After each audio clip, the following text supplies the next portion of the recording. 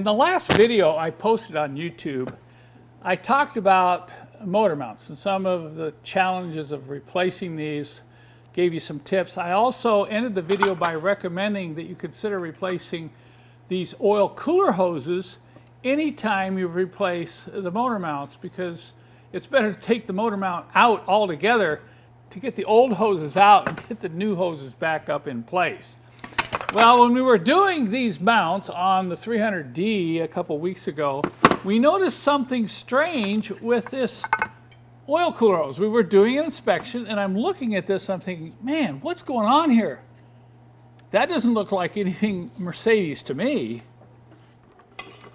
You know, I'm looking at this hose. It's one of those dreaded braided hoses, and these wedge fittings certainly are not factory. And then I got looking at this fitting and I'm going, what in the world?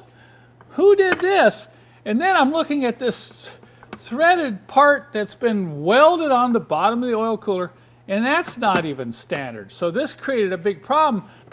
I cannot use this oil cooler because I want to replace it with a new hose, and these fittings do not match, by the way. They're totally different. So somebody went to an awful lot of work here. Look, they even cut and welded the pipe.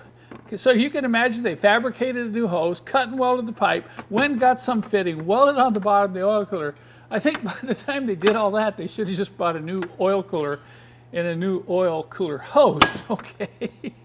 But, you know, looks like somebody was having a lot of fun. Let me come in close and I'll show you the difference. And I'll show you one of the other problems you run into when dealing with these oil coolers. Okay, take a close look at that thread. It looks close, but it's not. I don't think this thread is metric, and it's quite a bit longer. Now I'm going to flip it to the other end, and you can see the factory thread. Look at the difference. And this thread's in very good condition. But not is always the case when you remove these hoses. It's very easy to gall the threads because this is aluminum and the fitting on the hose is steel. And this thread is ruined. When this was removed, it just gouged the aluminum and ripped the threads right out. And you'll see this a lot. Now, these oil coolers are currently available new. I don't know how much longer, but they're about $400.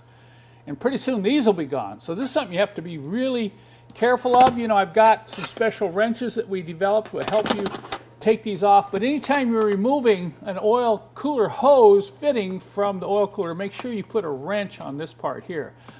And when you break it loose, wiggle it back and forward, and if you feel it kind of binding, try spraying some lubricant in there. Very carefully, then back and forth, just kind of ease it off. Hopefully you won't gall the threads as bad as this one is.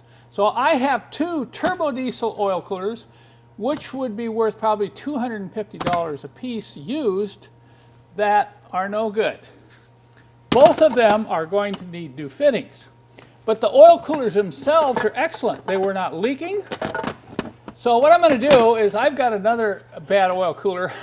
I think what I'll do is, if any of you are game to try a little project and save a bunch of money, I think I'll put these up for sale and I'll give you an extra fitting cut off so you can take it somewhere and get it welded, or you can weld it yourself if you know how to weld aluminum. Just make sure you got to get this super clean if you're going to be welding this. And you can end up with an inexpensive turbo diesel oil cooler replacement. Now let me show you another problem on the other end of the hose where it attaches to the oil filter housing. So you can see one end of this hose assembly attaches to the oil cooler, and the other end comes back to the rear end engine and attaches this oil filter housing. Now, you don't have the problem with thread galling here because these are steel threads. But you do have another problem when you try to remove this. Here's our special wrench. You put the special wrench on there and start to loosen this up, and if you're not careful, that's going to turn.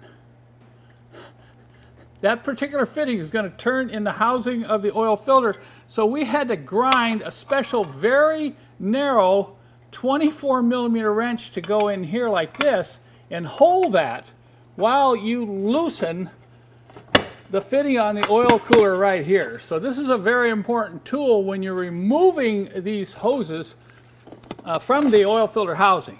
If you want to have a lot of fun in your old Mercedes diesel, go ahead and change these oil cooler hoses.